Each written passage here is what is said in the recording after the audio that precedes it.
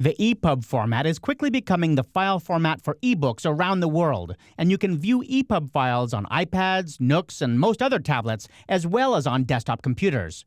InDesign can export your document as an EPUB, although it might take a little bit of work to get it looking the way you want. Let's take a quick look at how this document has been constructed.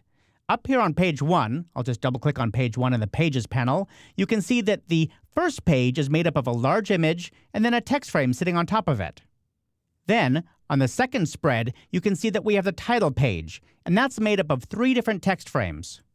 Also, there's this one image sitting there. The third spread is a chapter opener, with one text frame with a chapter number, and then another text frame here with the body of the text. This story threads throughout the document, and we can see that by going to the next spread. I'll just press Option Page Down or Alt Page Down on Windows, and you'll see the story just continues. I want to point out, however, that when I click on one of these images, you can see a little anchor icon in the upper right corner. That means that this object is an inline object. It's fixed in place so that if the text reflows, the image will flow too. All right, let's just go make an EPUB. I'll go up to the File menu, and I'll choose Export. InDesign asks me to save this with a name and a location, and the key is that I need to choose EPUB from the Format pop-up menu. But which EPUB? There's EPUB Fixed Layout and EPUB Reflowable. When you have text-heavy documents like a book, you almost always want to use EPUB Reflowable. The vast majority of ebooks on the market are reflowable. That is, the line breaks and the page breaks will change depending on what device you view them on or how big the font is on that device.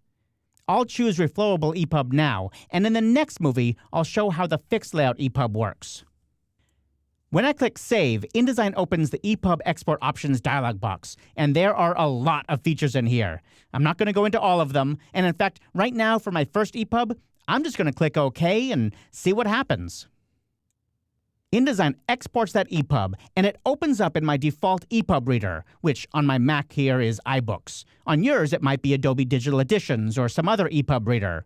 If you don't have an EPUB reader, you can download digital editions for free from the Adobe website. Now that I'm looking at my EPUB, I can see there are some serious problems. For example, this text is all out of order. And what happened to that graphic on the title page?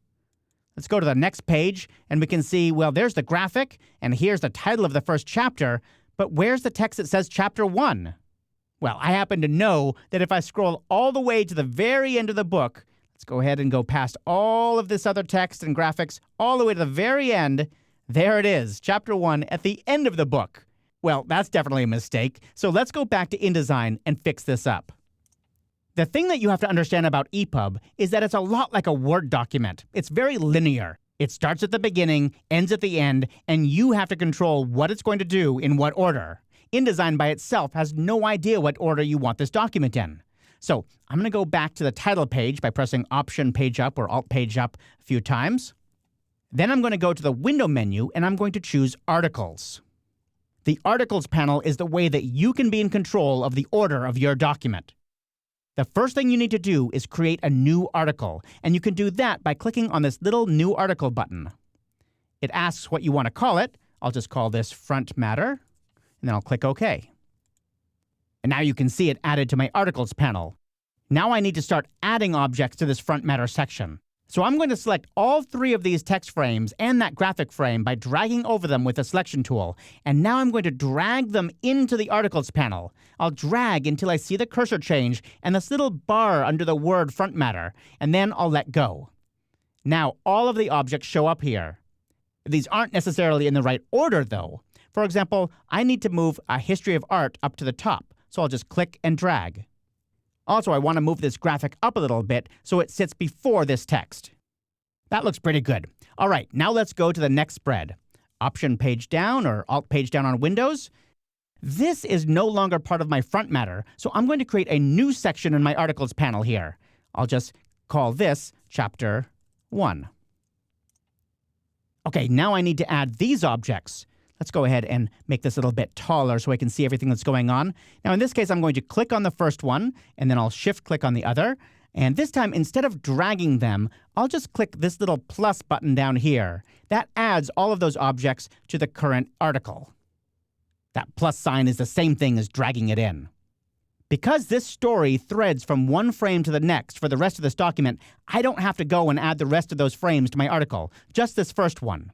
Now, I've decided that I don't need that cover image in my EPUB. I'm just going to open the EPUB directly to the title page, so I won't include that here in my articles panel. What I do want to add to my EPUB, however, is some navigation, like a table of contents. And the way you do that is you go to the Layout menu, and you choose not Table of Contents, but Table of Contents Styles. You want to create a table of contents style that looks for the paragraph styles that you want to put into the navigation. Now, I've already done that in this document. I have two styles here, Contents and Illustrations. Let's choose Contents, and then I'll click the Edit button to see what it looks like. You can see that this table of contents style is going to look for two different paragraph styles, Subtitle and Chapter Title. It's going to put any paragraphs that are tagged with those paragraph styles into the navigation panel in my EPUB reader. We'll see that in just a moment. Now, as you can see, I've already set this up, so in this case, I'm just going to click Cancel, and then I'll click Cancel again, and now let's go and make our EPUB again. I'll choose File, Export. I'll make sure the format is set up to EPUB Reflowable, and I'm going to call it the same thing and click Save. InDesign asks if I want to replace the first one. I don't need that one anymore. And that brings up the EPUB Exports dialog box again. Now this time, I want to change the content order right here inside the Content section. And I'm going to change this from the Layout to the Articles panel. That means instead of InDesign picking the order for the EPUB, it's going to use the order in the Articles panel. Now I also want to choose the Table of Contents style that I just looked at, and I'll do that by changing the Navigation TOC pop-up menu to Multi-Level TOC, and then choosing the TOC style that I created, Contents. Now finally, I'm going to tell InDesign to split this document every time it sees a chapter number, and it does that based on the paragraph style. I'll go down here and turn on the Split Document checkbox, and then choose the paragraph style I want to split on, in this case, chapter number. By splitting the document into chapters, it ensures that the chapter number always begins on a new page. Now let's click OK and see what we get. InDesign exports to EPUB, and it opens up in our EPUB Reader app, and our EPUB is now exactly in the right order, based on the article panel. You can see that it starts with the title, which is showing up kind of huge here. We probably want to fix that later, but at least it's all in the correct order. Let's go on to the next page, and we can see that it now says Chapter 1, and then it goes right into the chapter. If I want to jump to a specific section on my EPUB, I'll open the navigation panel from here in this menu at the top.